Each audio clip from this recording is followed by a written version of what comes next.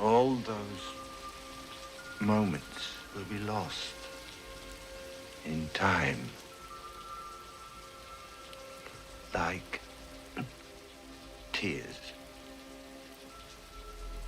in rain.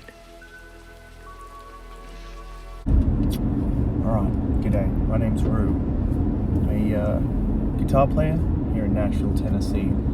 Today I want to talk about a book called Effortless Mastery by Werner and what it and he has done for me as a person. And perhaps some personal history as to why I play music, because I think it all ties in together really well. When I talk to people often, I say, why do you play music? Oh, the money. Oh, the chicks. I think guitar's cool. Okay, but why? Where do we go from there?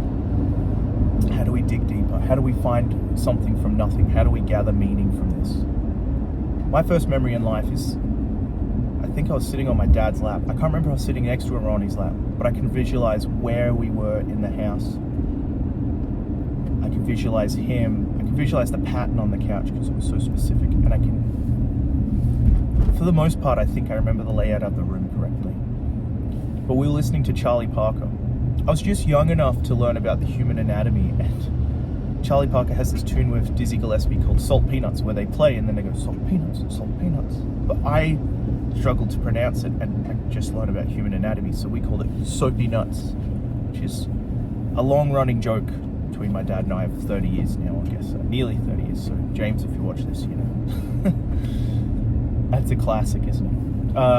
We still joke about it sometimes if we ever sit down and listen to Parker together. Or Charlie, as I lovingly called him when I was 6. I got picked up by my dad. And strangely enough, this person was in my dream last night. We haven't spoken in probably 13 years. But I had this friend, really close friend when I was a little kid, and he got in the back of the car. And my dad was picking us up from school, and I said, hey Dad, put on Charlie. My dad goes, yep. And he turned around for a second and he said, my friend goes, who's Charlie? And I looked at him and said, you don't know who Charlie Parker is? So I was messed up from the start, man. No, I'm kidding. Music's always been an intangible thing to me. You can't reach out and touch the notes or the sound or the textures or the chords, but you can feel them more viscerally and real than anything else in the world, right? The first time I ever felt the space within myself truly was my old college in Australia, where I did a performance of the tune Naima by John Coltrane. Everyone said, yeah, it's fine show, whatever. But that Naima, it felt like you were walking on air. And I felt like I was here on stage. And if this is the crowd, I was up here looking down at myself from an isometric angle.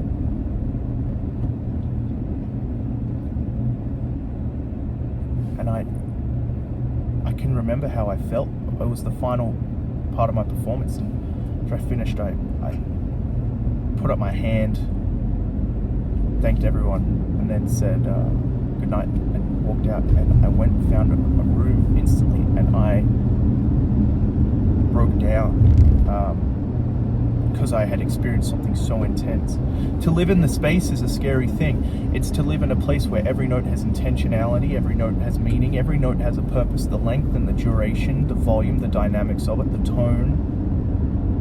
I'm not talking about what pedals you use, I'm talking about the hands, the heart, the mind.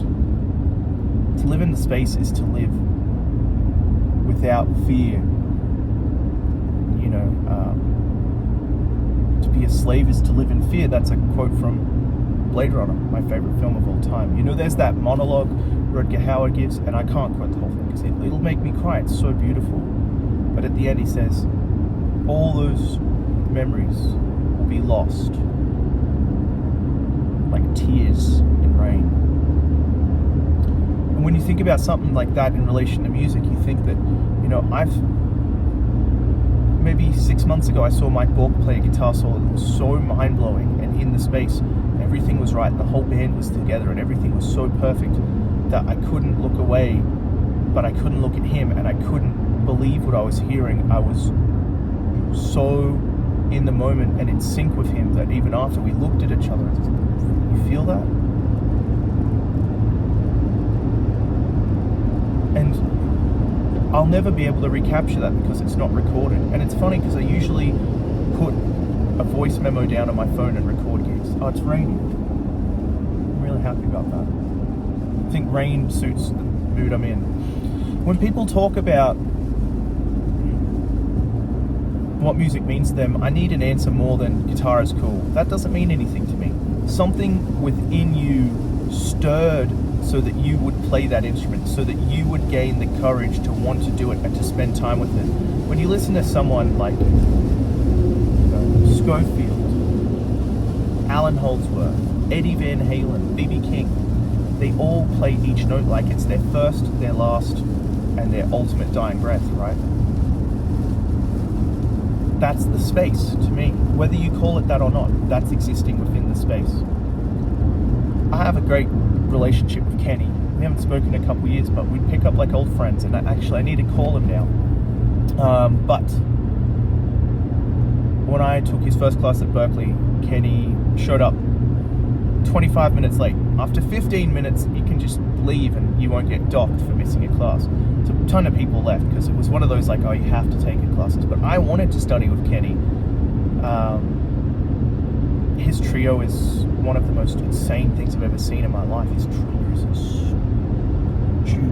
Oh my god. Amazing.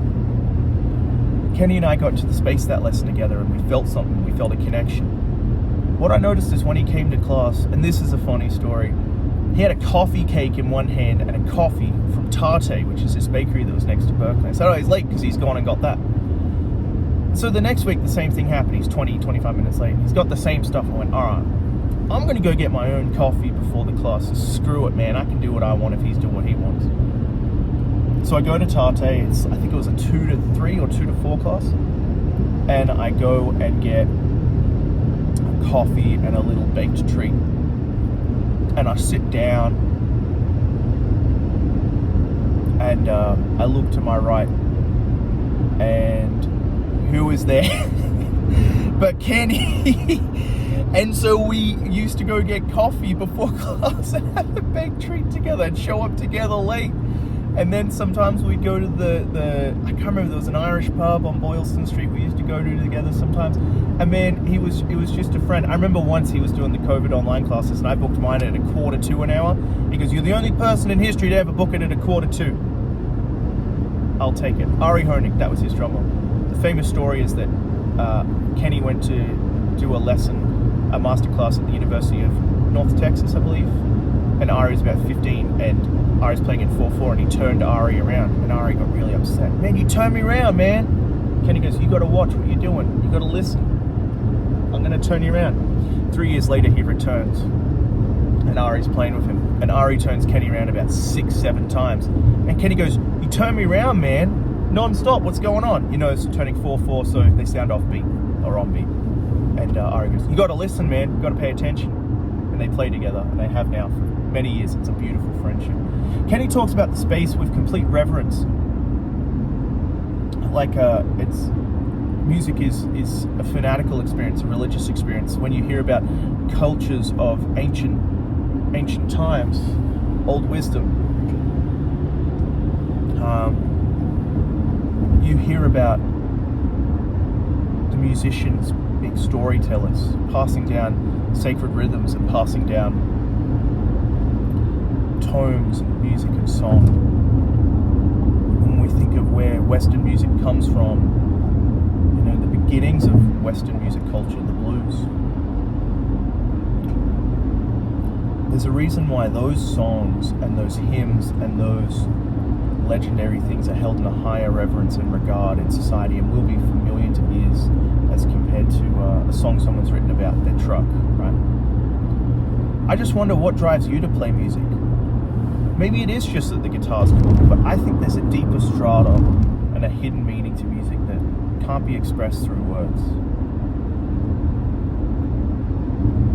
If I had to tell someone why I play music,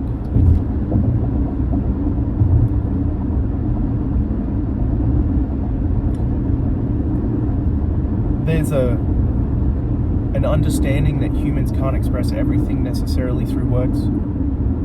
And that's why we have a physical body. expression styles. Right? I can't express everything through physical and vocal means. I need this instrument to be able to express myself sometimes, to let out how I'm feeling, and to be able to represent who I am, to show with complete vulnerability and a rawness what I mean.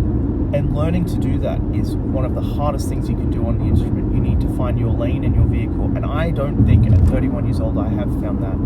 Sometimes I get glimpses of it. It's beautiful. It's scary.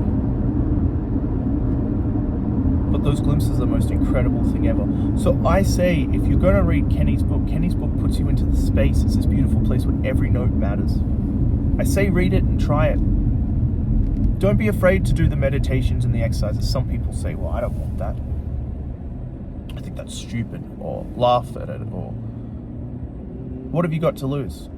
One day out of your life. You've got hundreds more, thousands more. Another book that's really good is Zen Guitar. I read that in my teens, and the biggest takeaway is just pick up the guitar and play a note. It's my introduction to meditation by my dad, and I thought that was a really life-changing book. Sometimes on stage, John Nathan Cordy talked about this, we can get lost. We worry about, did I lock my car? Have I paid my bills? Have I eaten enough? Have I drank enough? Am I high? Am I drunk? Am I feeling bad? Am I feeling good? Do I have problems at home? And all these things impact our performance. Really what we need to do is take stock of our body, notice every part of our body and go, okay, I can be above this and I will be above this, and I'm going to be in the direct moment now. And by practicing being in the space, because it's not just something that's limited to like some people have it and some don't. Meditation is it's not a thoroughly or entirely religious experience, despite what some people will say. It's really just being present and in the moment and in tune with your body. That's all it is. You can learn to put yourself in the space or that position faster, where you'd notice things on a macro level like perhaps you didn't. Where suddenly breathing feels different, where suddenly talking feels different, where suddenly you feel calm and collected, where suddenly everything in your body feels like an important task that's held in higher regard and treated better, whereas before it might have just been a rote mechanical piece that happened because you're breathing without consciousness towards it. So I say, try entering the space, try meditating, try breathing. Here's a small exercise before you play. Do the 5, I call it 5, 6, 7 technique. You breathe in for 5 seconds, you hold it for 6. You breathe in through your nose for 5 seconds, you hold it for 6 seconds, you breathe out through your mouth for 7. And do that as many times as you need until you notice your shoulders sink, until you notice everything. Take stock of your body. Feel the bottom of your feet, and feel your feet, then your ankles, your calves, your knees, your hamstrings, your thighs, your waist, your torso, your upper torso, your shoulders, your forearms, elbows, everything up into your head. And take note of anything that perhaps needs attention. And then release all tension in your body if you can. Perhaps you need to tense up for 10 seconds, really tight, and shake it out, and then let go. That can help. And just try picking up the guitar and playing one note. And for me, it's always the most beautiful sound I've ever played. Now, I'm not always in the space when I play, and sometimes I have to remember to go back to it, but whenever I play from the space is when the magic happens. So, look, this is a rant in D minor, but I wanted to give a real representation of Kenny Werner's The Space and talk about it and some experiences. I know often I say I'm going to talk about a topic and then I talk about a million other things. I want to apologize for that. That frustrates some people, surely, but this is what being human is. This is who I am. If if you want me to play a character, you know, you can watch the skits my friends and I make that are really dumb. And as we gain more time, and maybe one day even a tiny budget, $100 to go buy props, we'll do some silly stuff like that. But I think in a world where social media is so present and everyone's phone is consistently in their pocket and everyone's life is ruled by something that takes away from their humanity, trying to be present and be in the space is an increasingly difficult task, yet a more important one. We find ourselves distracted, dragged away from everything consistently, and yet all we really need is to be in the space and exist. And remember that although you may not like something, that doesn't mean it's inherently wrong. In relation to music, there are moral things that can be wrong in the world, but people can disagree on what morality is, and that's fine. Healthy discourse is important. Argumentation for the sake of arguments is not. Being combative without reason is not important, or it doesn't achieve anything.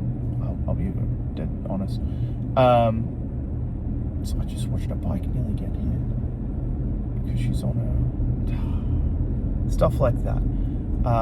Being able to exist in the space and recognize that we're all human and we're all trying our best is really important. I'm really thankful for everyone who watches these, encourages me, because I know I'm not the best player. I'm getting a lesson with Kent Crawley next weekend. If you want to go watch a guy in Nashville who's actually a really good player, go watch him. Go watch my friends. I've got some friends. Hunter Strasser posted a new video. He's one of my favorite players. Daniel Newell posted. Seth Cook. There are guys here who can run circles around me. But I want to give an honest look into who I am and what it's like to do what I do. I know it's not the most glamorous job. I know it's not the best in the world. But I'm thankful for everyone who watches and cares and has reached out, and I've made friends with. I don't know how else to describe it because there are no words. So on that note, I am going to go get in the space and do some practice, and I think I'm going to go to the art gallery later, Frist Museum, and then I'm going to go play a gig tonight, wake up tomorrow, and do it all again. So, thank you everyone who watched and supported and has reached out. I appreciate all of you. This is just some talking, but I think it's important. So, hope everyone has a great day. Cheers.